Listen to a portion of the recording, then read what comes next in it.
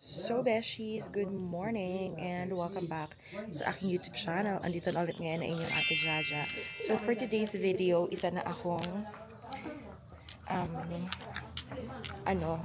Princess Hours. Charan! Ito yung OOTD natin for today. Ang bigat ng headdress. Anyway, ako na magtuturo sa iyo, Mare. Isa na akong expert. Ayan, guys. Ito yung OOTD natin. Pakita ko. Wait lang.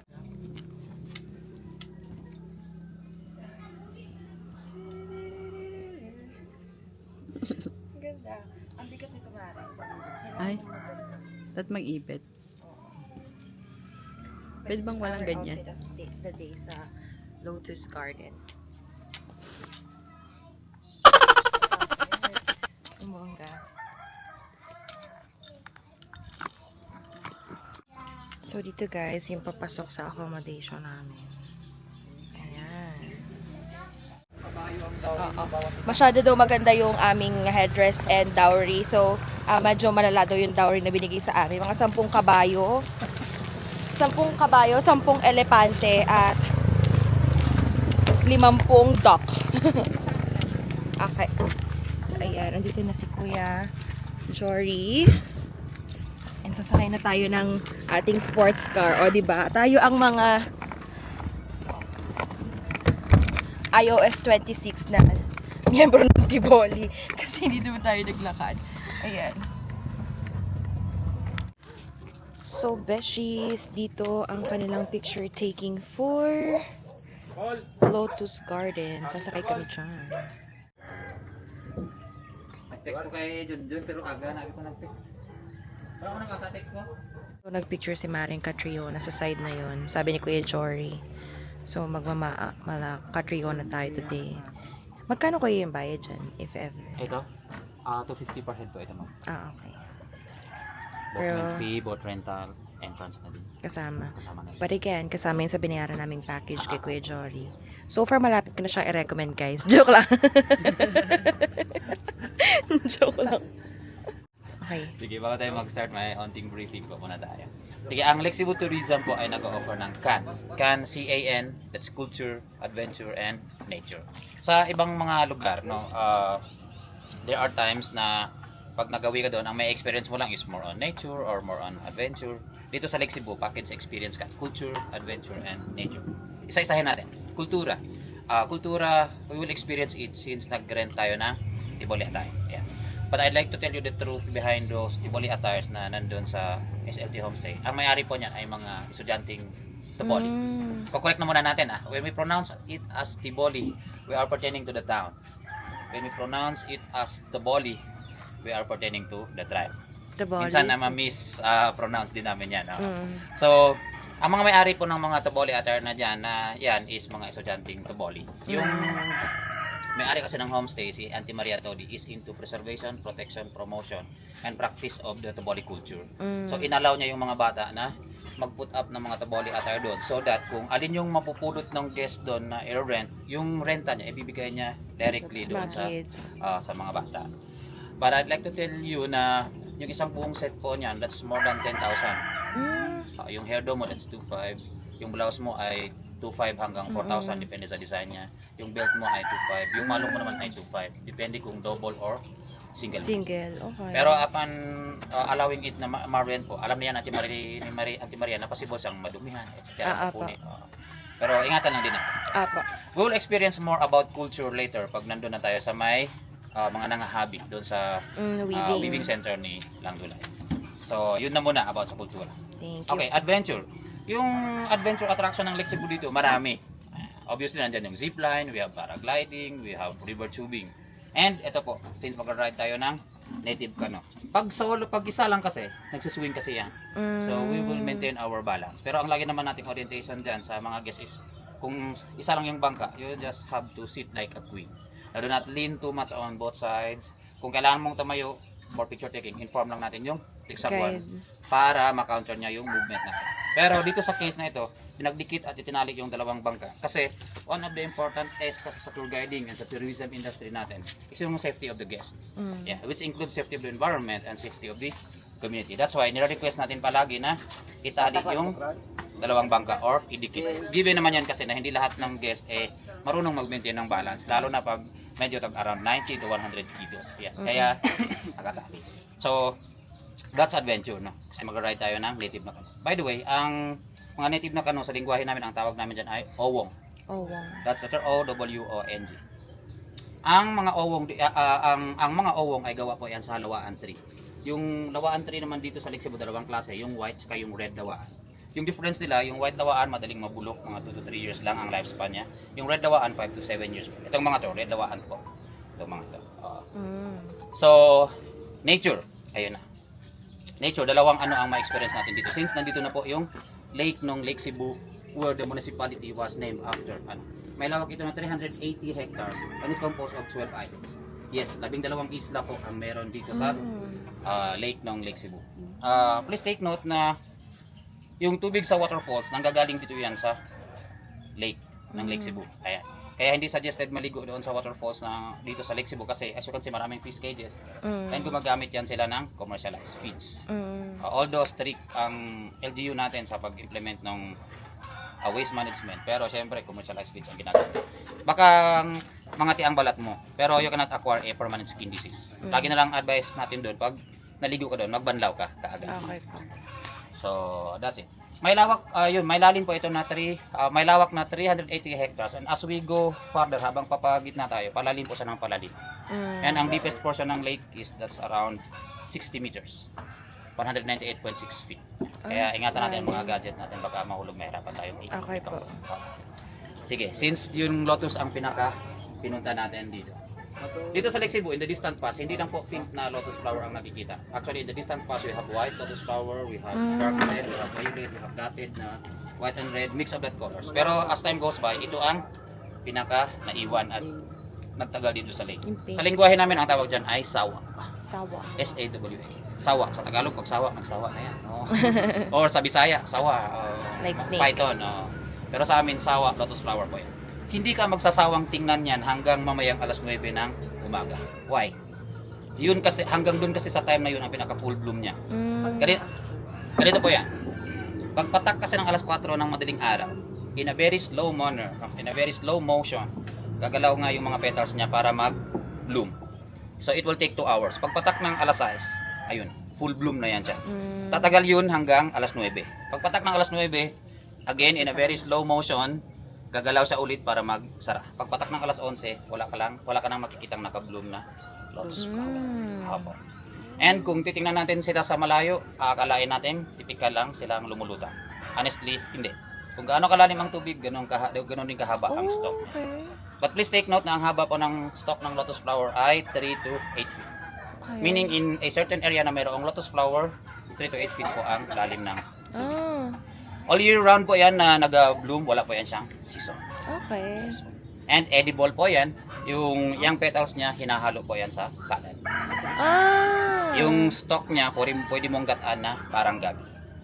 And ang naitutulong po nito sa lake, sa biodiversity natin ay nagiging fish sanctuary. Diyan nagalay ng eggs, o ang mga snails, naging playground ng mga isda. Yes po, diyan po. Sabi nila, lotus flower exudes beauty and grace, and symbolic yan sa Roman Catholic na religion kasi daw ang bulaklak niya, it symbolizes the purity of the faith of the believer. And basically po, lotus flower rises from a muddy water na yet turns into beautiful attraction. Relating it to personal lives natin, sa buhay ng mga tao, maraming ganyan. Masalimuot ang umpisa. Ay, Maloka. Dahil sa pagsisikap, pagpupursigi, pagiging mabuting tao, gumanda ang pamumuhay. Ayan, nagiging beautiful attraction.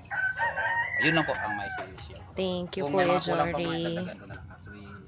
Beshies, tapos na kami mag-picture doon. Hindi ko na video yung part na yun kasi gusto ko pumunta rin kayo dito sa Lake Cebu para ma-experience nyo yun. So, lahat ng memories namin sa pictures na yun will always remain in our hearts and our minds.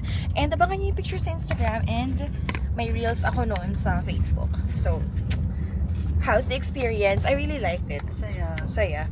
Ang saya ng experience. And, Beshies, hindi ko to nasama sa vlog kanina, but yung tinulugan namin, it's a very humbling experience. Kasi tinanong ako ng boyfriend ko kung anong masasabi ko. But to me, how I would describe it, it's a very humbling experience. Not gonna lie, na-experience ko rin naman talaga yung ganong bahay and all nung kabataan namin. But right now, syempre may mga trabaho na kami and all. Sobrang siyang humbling, like magiging down to earth ka. You would get to appreciate yung tubig, yung pagliligo, yung malamig na tubig, walang mainit na shower or anything. And at the same time, yung simplicity ng life, kasi wala kaming fan kagabi. Hindi naman siya mainit, malamig siya, but yun, it's a really good experience. Kaya gusto ko sana mag-vlog kanina pagising. Sabi ko, hindi na lang. Basta makita niyo yung bahay na tinuluyan namin.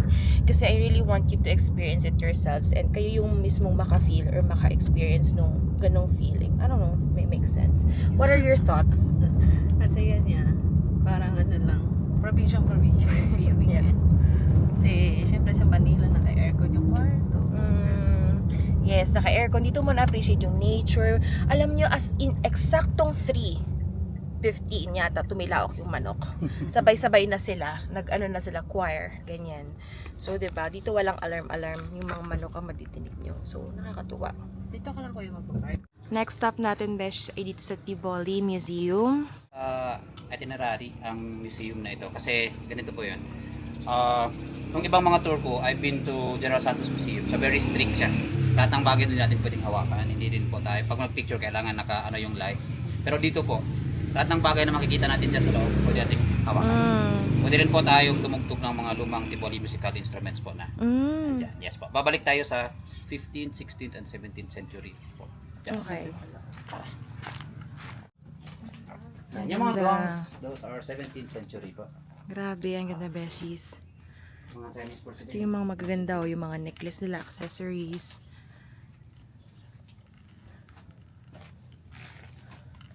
Ay, ganda, Beshies. So, short. Dati ito nung may-ari. Yung may-ari dyan pa. Ah, may collection siya. Noong 1998, he decided to open it sa public para ipakita yung kultura. Hello po. Yung generation. Si Dato Baobay po, dating Vice Mayor yan ng Cebu. Good morning po.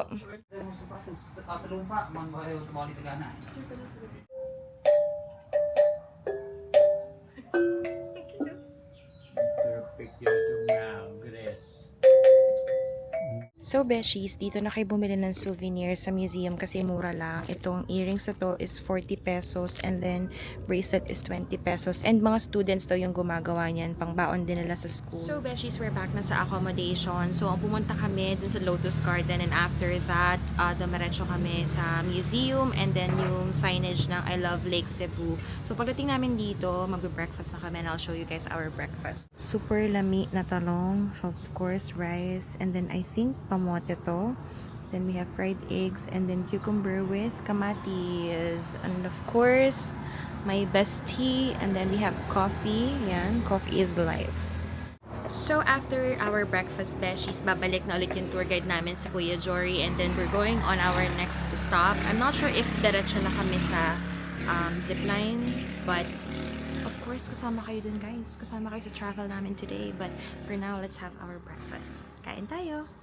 So, Beshies, busog na kami sa breakfast. We're now on our way to Seven Waterfalls and of course zipline. And then after that, weaving center. Tapos kuya, after nun, Travel na po tayo to Jensen. travel na ulit kami pabalik ng Jensen.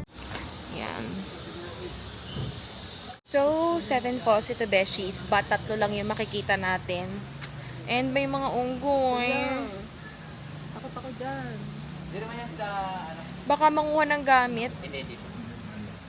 Kagaya nun sa sa Malaysia. Ang dami guys, unggoy, look. Yung nakuha ng gamit. Ayan oh. Nakakatakot lang kasi baka, ayan. No! Ito ang false 1. Ito yung false 1. Hikong Alu. Hikong Alu. Ibig sabihin false. Yung Alu naman, ibig sabihin pasig. ALU. Ito yung Hikong Alu. Kasi dito yung outlet ng ano nga. Dito lumalabas ang tubig mula sa Lake Cebu. Kaya sa atin ang pinapasok. 35 feet po ang height niya. 35 feet daw ang height And and that is Beshi. the widest among the 7 waterfalls of the Philippines. So Beshi is zipline ready. Grabe yung feeling. Nakaka-pressure.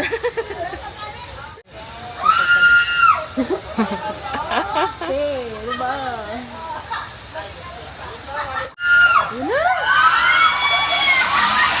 Ang saya!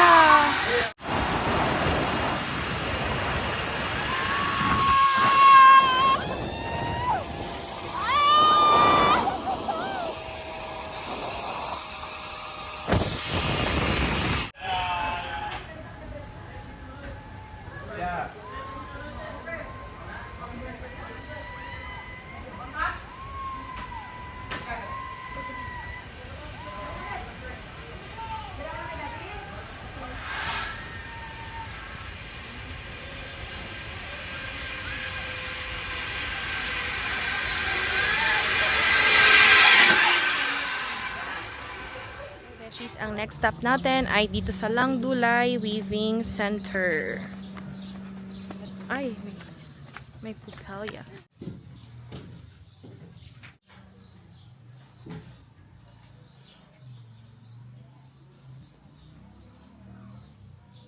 Tayo sa iba't ibang mga places all over the Philippines or even outside the country. I-explore po natin yung kultura and tradition. Why? Kasi po, culture binds and brings people together. Ang culture is an identity and above all, culture is a way of life. May mga bagay po na mali sa pananaw natin or akala natin mali pero tama pala para sa isang community. Kasi parte yun ng kultura at tradisyon nila. For example, yung nabanggit ko ba sa inyo, yung arranged marriage po sa amin na ginagawa yun hindi lang dahil gusto ng bawat pamilya po, kundi to arrange the long dispute in between the clan para yung magiging apo ng bawat clan na yun kanina magka both clan, yun yung puputol doon sa mahabang away na nila. We will learn more as we go. And yun, malalaman culture, one of the top cultural attraction dito sa Lake Cebu is ito ang weaving center ni Langdulay. Although maliit lang siya, pero dito talaga nag-entertain ng guest. Then picture na yan si Langdulay. Pero sino ba si Langdulay? Si Langdulay is a recipient po yan siya ng gawad sa Manilika ng Bayan Award or the National Living Treasure Award. Dineclare po yan siyang national artist ni President Fidel Ramos in the year 1999. Unfortunately, namatay po siya noong April 2015 at the age of 84. So, daughter-in-law niya po yan, mama. Ito po si Langdulay. Ito daw yan. Daughter-in-law. So, si Langdulay, hindi po siya pride lang ng Tiboli tribe. No? She is the pride of the entire Filipino community kasi national artist natin yan. So, yun. Na-mention ko na din po na yung mga ancestor namin, mga animist po sila na being an animist kasi naniniwala sila na lahat ng bagay dito sa mundo, maliit man o malaki, may buhay man o wala. There are gods and goddesses na nagmamayari sa mga bagay na yan. Ngayon, the goddess of Abaca, sa paniniwala ng tribong Toboli. Alam niyo po yung Abaca plant? Yung kamukha, actually, saging yan siya, family ng saging. Ang kaibahan niya lang sa usual na ng saging, ang Abaca kasi nag-apply sa ng mga hibna. Ayan. So, the goddess of Abaca plant, sa paniniwala ng tribong Toboli, ang tawag sa kanya ay Fu Dalu. Fu meaning honor and Dalu is his specific name. Now si Fu Dalu, most of the time through the ancestors of the Tabolis na namatay na, nag-appear po siya doon sa dream no weaver. Teaching how to create these patterns, know what raw materials to use, what specific leaf and roots of the trees to boil para magkaroon sa po siya ng pangkulay sa artwork niya. Now, yung weaver, ayon sa kwento, pagkagising niya, hinanap niya nga yung mga bagay na yun ay tinuro sa panaginip niya because she will be weaving her dreams into reality. That's why, ang tawag sa kanya ay dream weaver because the designs and patterns of her artwork, including yung mga raw materials na gagamitin, are being handed to her by the goddess of Abaca through her dreams. Pero question ang this. Kuya, bakit niya ba kailangan talagang i-weave yung napaligidipan niya? Pwede naman siyang umaya, di ba? sa paniniwala kasi ng tribong Toboli po, kapag nagpakita sa panaginip mo si Kudago, kapag nagturo siya ng design, especially if you are a weaver, kapag hindi mo po yun winib, yung weaver na yun, she will fall ill and eventually she will die. Ah, okay. Ganun po. Ganun po ang nangyayari. Kaya kailangan niya talaga i-weave Fulfill. once na nagpakita sa panaginip niya si Kudago. Okay. Wala ng second falls kanina, yung falls number 2, yung pinakamataas. Ang Tiboli name is Hikong Bente. Hikong meaning falls and Bente is immeasurable.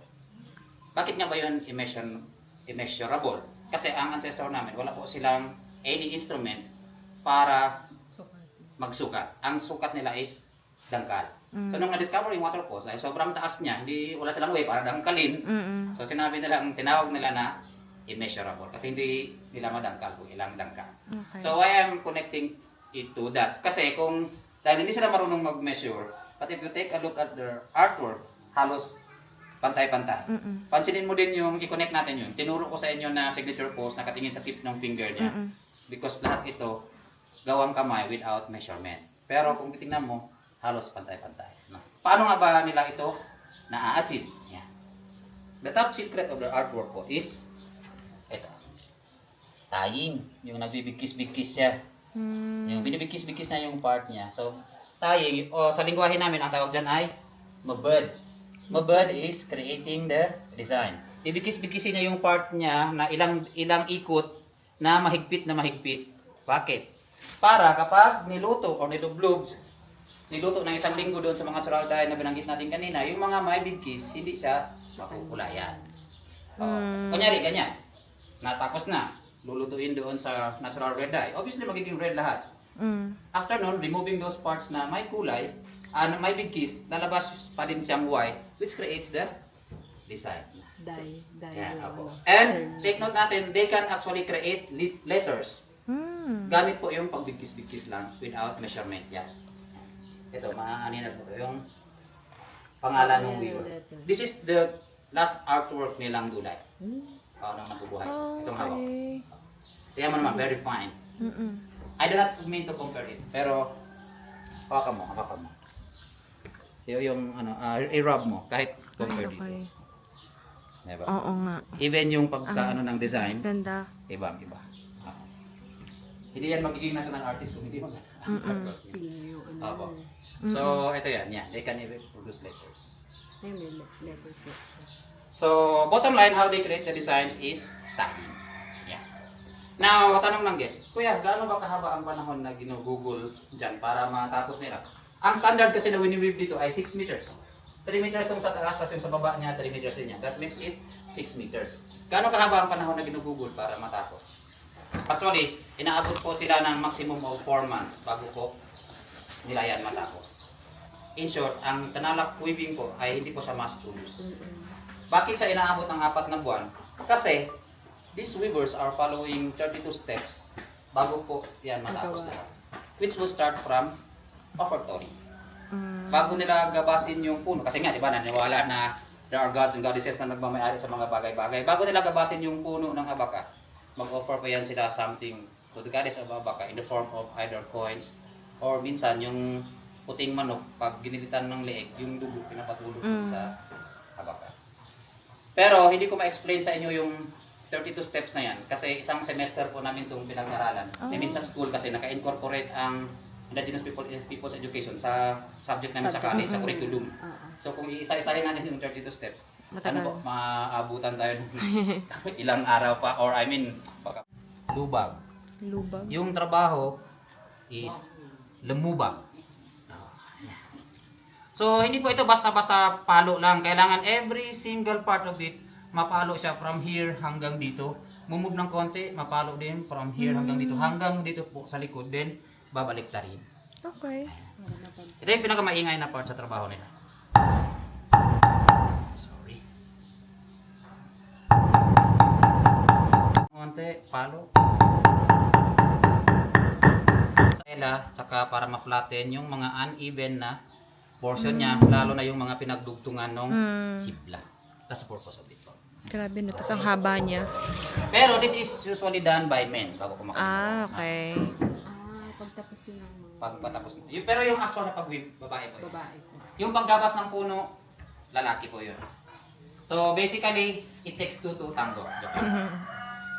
So next is, syempre yung damit natin, mas masarap isuot pag bagong plancha. Diba? Paplantsahin po ito, hindi yung plancha na alam natin, kundi gamit ang empty shell. Ayan. Ang tawag sa material na ito ay saki. Yung trabaho niya is smaki. So basically yung friction, yun yung magpupos na Matuwid siya. para hindi. Ang purpose kasi nito is para kumintaw. Yan. So kailangan naka-amplas doon sa taas to create the force. Tapos ipapasok to kasi may ano sa gitna dito. Yan. Yung table na to, na-measure na to siya dito para mag-bend to. Hindi pwedeng sobrang baba niya kasi hindi mag-bend tong ano, tong bamboo. So again, for demonstration purposes lang po. Pero dapat po pag pinaplansa po ito, every single part of it maplansa from here hanggang dun, pati yung dito din babalik ta rin. So it will take them 3 to 4 days bago ito matapos. Yan. Careful lang din dito sa paghawak, baka maipit ang kamay mo. Yung friction po. Okay.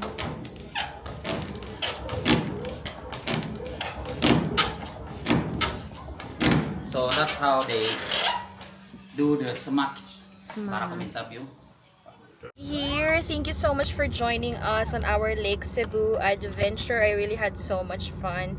Did you have fun? Yes, super fun. Thank you, Beshies, for watching. Do not forget to hit like and subscribe sa aking YouTube channel. Follow and like my Facebook and Instagram page as well. Ang link ay nasa description down below. Stay safe, stay happy, and stay healthy sa inyo at sa inyong buong family. God bless us all and see you on my next vlog. Bye!